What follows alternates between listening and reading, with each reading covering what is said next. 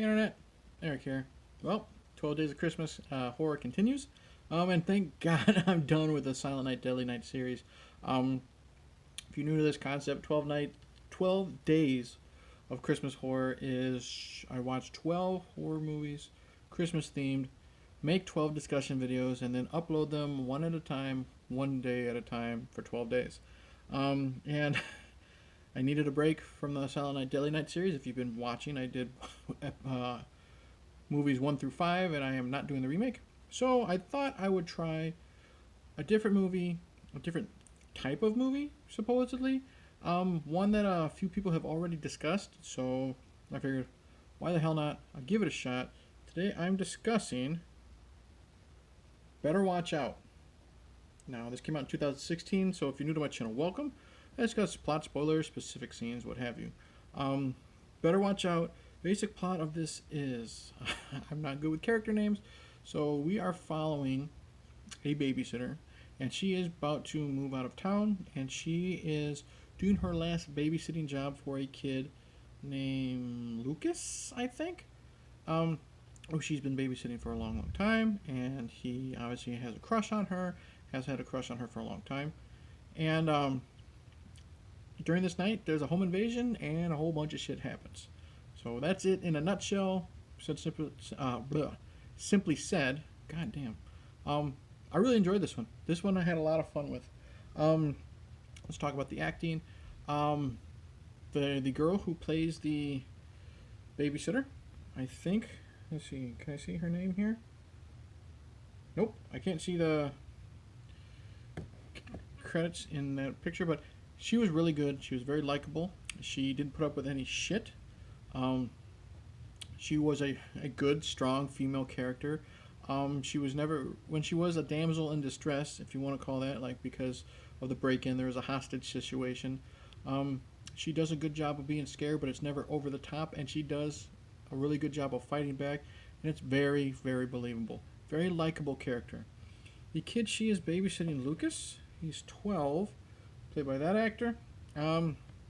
He is a really good. He does a really good job from beginning to end. There's some tone shifts with him. Like he goes from this timid 12-year-old who you can tell really likes her, does his best to try to put the moves on her, and when that fails, the break-in happens, and then there's this tonal shift with him, and he does a really good job changing that personality. And I bought it, and I liked it. Wasn't too over the top. He's got a best friend named Garrett, and at first I thought I was going to hate this kid because he was the typical, best friend, stoner type character. Like, how we're introduced to him, he's making jokes about Luke being in love with this babysitter. And then he's talking about, man, why can't we just play video games? My brother gave me some weed, we're going to smoke that. And he even had like marijuana leaves like on his socks or something. So I thought he was going to be the annoying stoner friend. And I think in the end, he ended up being the best actor. He was so good at being going from the annoying best friend, someone I thought I was going to hate, to a very sympathetic character who got in over his head on this night when all this shit happened. So the kid who played Garrett, I really, really liked. Only other characters that are there's not that big of a cast. The only well-known people are Lucas's parents, played by Virginia Madsen, who I didn't recognize because I haven't really kept up with Virginia Madsen since Candyman, and she's gotten a lot older and a lot bigger, so I had a hard time recognizing her, but she was fine, and she is playing the wife of Patrick Warburton, who is always fun, and they're the type of couple that have been married so long, they basically hate each other, and they're always insulting each other, and you're like, wow, I would hate to be that kid to have them as the parents, but they do their job, they're fine. The only other characters of merit are the babysitter's current boyfriend, who she's having problems with at the beginning, like on the phone. But when he comes over and he gets involved in this hostage situation, he becomes very likable. He is a stronger character than you think, and I liked him. And then the other character is an ex-boyfriend of this, like other main character is an ex-boyfriend of the babysitter. And he's just a stereotypical white boy douchebag, He dresses like a wannabe thug, hat on backwards. He dies a good death. That's all I'll say. So the acting is actually really good. The concept is really good. It's a break-in movie, home invasion movie around Christmas time. That's not Home Alone, and I liked it a lot. It's not overly scary. Even though I was gonna say like The Strangers, although that's not really scary in like a spooky effect. But like my wife, she loves home invasion movies, and one of my best friends, his favorite type of horror is home invasion because it's more real, and they did a good job, I guess, with the realism here. There's a little bit over the topness, but I really enjoyed it. I loved how it went from beginning to end. The whole hostage situation was great. Um, the gore in this movie, not too much, but what we get is pretty good. We get some stabbings. We get some like looks of a knife after the stabbings with the blood all over it. That's good. Um, let's see here. We get some shotgun injuries. We get someone gets stabbed in the cheek with a pencil, and that wound isn't like horrible, but what it is afterwards. When you see the pencil, that's like the joke. That was really good. Um, I mentioned home invasion movie at Christmas time, so a lot of people think of Home Alone. Well, we do get to see what happens, in a non-comical fashion when the paint cans hit somebody in the face. That was really good. Um, because we also get focus. It's a wonderful shot of the recipient of the paint can. We get to see their blood dripping down their leg mixed with like the yellow paint, and it looks just gooey and disgusting and gross. I loved it. Um, and let's see, there's also some non, I wouldn't say violent, but non bloody deaths. Like we have a hanging, and yeah. So the gore was subtle but great. Really good violence. Soundtrack. I haven't mentioned a soundtrack in 12 Days of Christmas in a long time, I don't think. But this one was good. You got the usual like Christmas type music. What I love is, and I won't say what scene this is to, but perfect use of the Ramones' "Merry Christmas, I Don't Want to Fight Tonight." One of my favorite Ramones songs. I'm a huge Ramones fan, and that scene where that song is used is perfect. Um, let's see here. I loved how the movie ended. It was one of those oh shit moments that I did not see coming, and I loved it. The final shot of this film is priceless and wonderful. Um, I'm trying to think, was there anything I really disliked about this movie? It did seem a little long at times. I mean, I was never bored, but I think it was like an hour and 40 minutes maybe.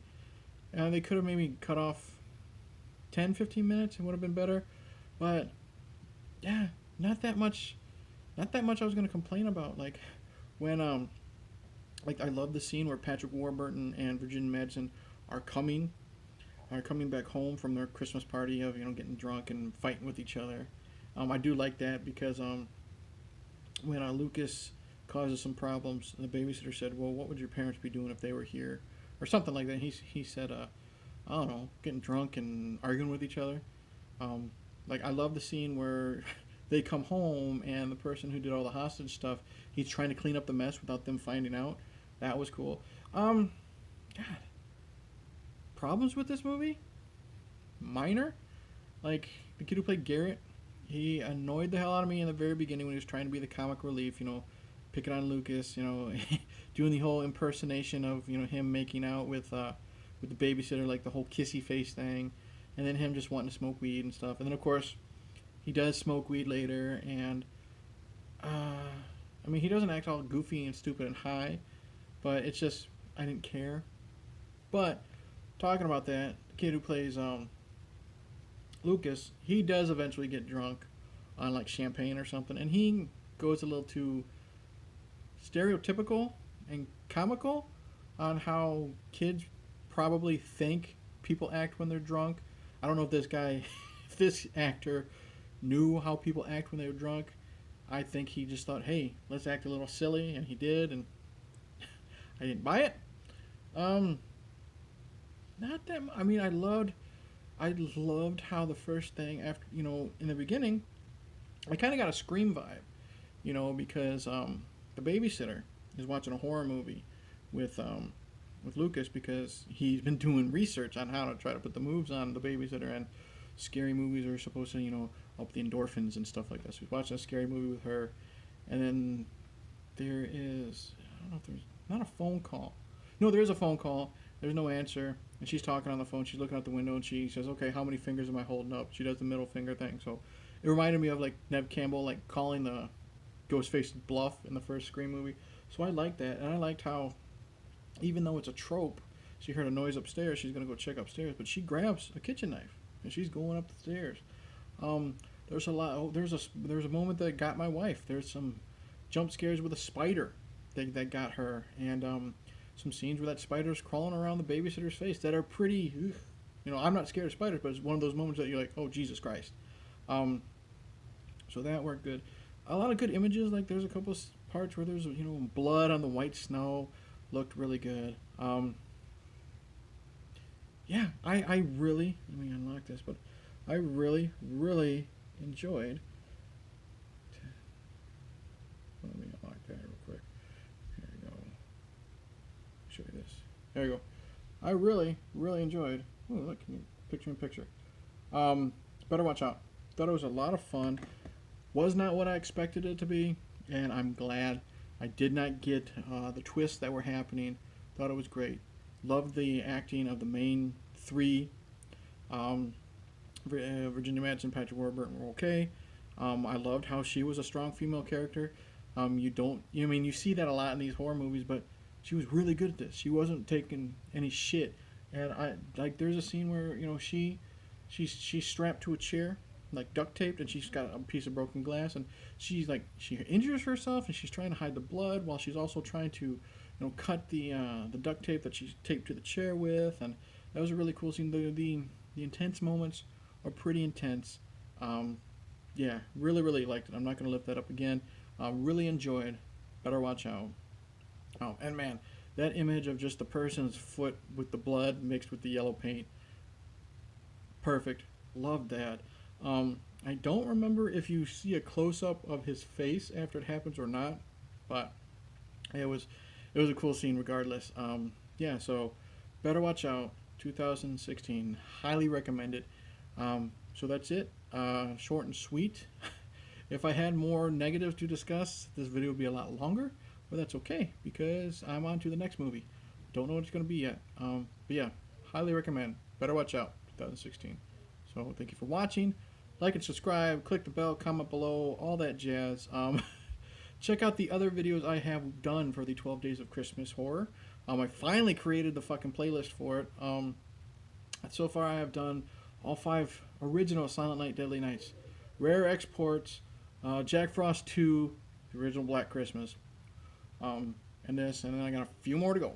I think I'm going to try to do Christmas Evil, Santa's Sleigh, and then I've lost count at where I'm at, so we'll see how much more after that. But in the end, I'll just say cheers, and let me read what it says here. You might be home, but you're not alone. Stupid fucking tagline. Anyways, later.